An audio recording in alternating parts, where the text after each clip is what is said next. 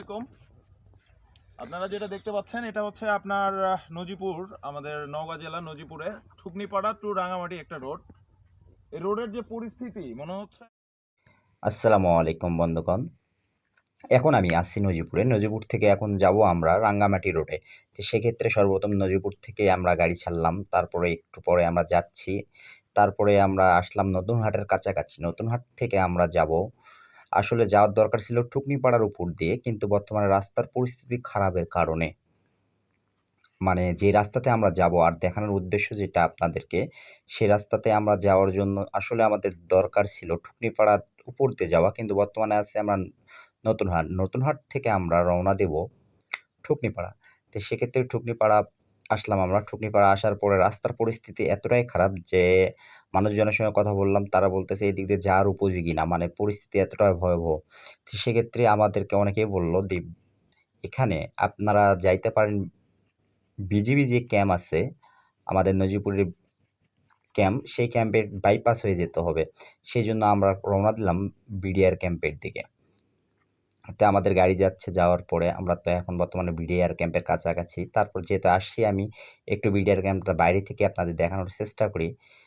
সেক্ষেত্রে আমাদের মেন উদ্দেশ্যই কিন্তু আজকে হচ্ছে মানুষের যে অসুবিধাগুলান অনেক দিন যাবতীয় ওখানকার ভাই বন্ধুরা বলে যে এখানকার নিয়ে কিছু একটা ভিডিও তৈরি করো, এখানকার নিয়ে কিছু একটা ভিডিও তৈরি করো।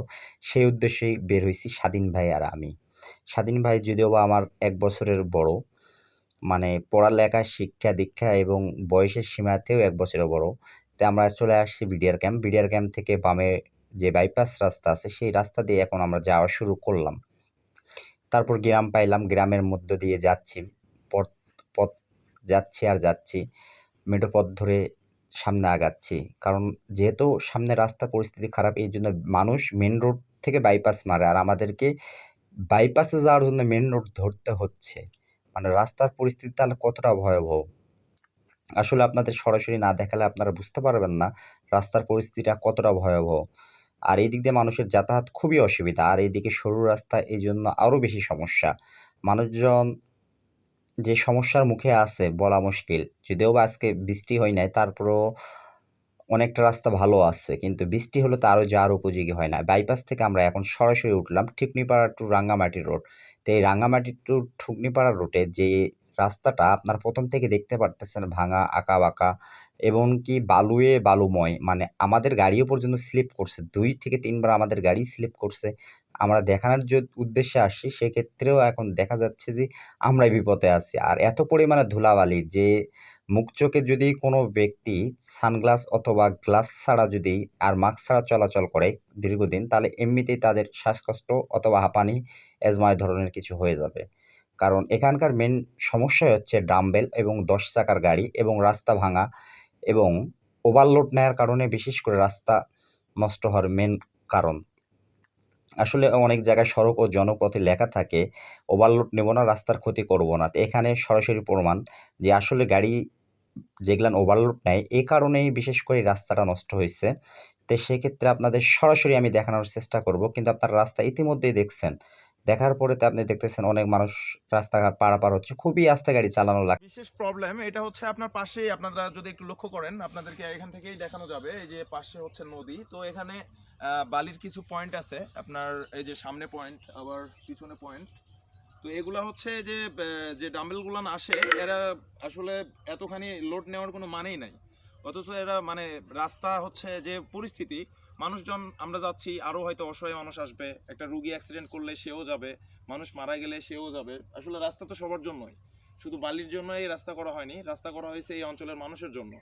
অথচ এখন যেটা দেখা যাচ্ছে আপনার এই বালিতে যে পরিবেশ পরিস্থিতি, এটা আসলে আপনার বৃষ্টি হইলে এদিক দিয়ে চলাচলের অযোগ্য বলতে পারেন আপনি। এখন প্রচুর খরার মধ্যে আছি, এই জন্য আপনার হচ্ছে ধুলা হয়ে গেছে, ডাস্ট হয়ে গেছে। তাছাড়া আপনার এই রোডে থাকা, এই যে গাড়ি আসতেছে, এখানে থাকা পসিবল না, অনেক ধুলা আসতেছে। একটু কথা বলি তার। আসসালামু আলাইকুম ভাই, আপনার বাসা কোথায়? সেলিমপুর। চাচার বাসা এখানে? গাড়ি চালান আপনিও? তো সেক্ষেত্রে এই রোড সম্বন্ধে বলেন, আপনাদের এই রোডের চলাচলের অবস্থাগুলো একটু মানুষের সঙ্গে তুলে ধরেন যে এই সমস্যাগুলো কি কি? খুবই দুর্ভোগ অবস্থা হয় ভাই রাস্তায়। ভাই আপনার পার্সোনাল অভিজ্ঞতা, আপনি কি এই রোডে গাড়ি চালান? এই রোডে এই রোডে এই রোডে আপনি ভাইয়া এখানেই এখানে? আপনার গাড়ি আমি ও চাচা ব্যস্ত, এমনি আপনি গাড়ি চালাচ্ছেন, তাহলে আপনি তো কথা, তো সেক্ষেত্রে এইদিকে কি বৃষ্টি টিষ্টি হলো চলাফেরা, এমনিতে চলাফেরা খুব মুশকিল হয়। তো বৃষ্টি হলে আরো আর এই রোড নষ্ট হওয়ার পিছনে মেন কারণ কি? এটা মনে করুন 10 চাকা চলে এই ড্রামবেল যেগুলান, এটা সমস্যা। তো ঠিক আছে। এই রাস্তাটি একসময় ছিল হাজারো মানুষের যাতায়াতের ভরসা, কিন্তু বর্তমানে দুঃখজনকভাবে তা ভাঙনের ক্ষতিগ্রস্ত। রাস্তাটি ভাঙার কারণে প্রতিদিন হাজারো মানুষ ভুক্তভোগিতে পড়ছেন। অফিসগামী, স্কুল কলেজের শিক্ষার্থী, রোগী পরিবহন সকল চলাচল মারাত্মকভাবে বাধাগ্রস্ত হচ্ছে। এমন পরিস্থিতিতে এলাকাবাসীর মধ্যে ক্ষোভ ও হতাশা দেখা দিয়েছে। আমরা আশা করি সর্বশ্রেষ্ঠ কর্তৃপক্ষ দ্রুত প্রয়োজনীয় পদক্ষেপ নেবেন। এই রাস্তাটি মেরামত হলে সাধারণ মানুষের কষ্ট অনেকটাই লাঘব হবে বলে আশা করা যায়।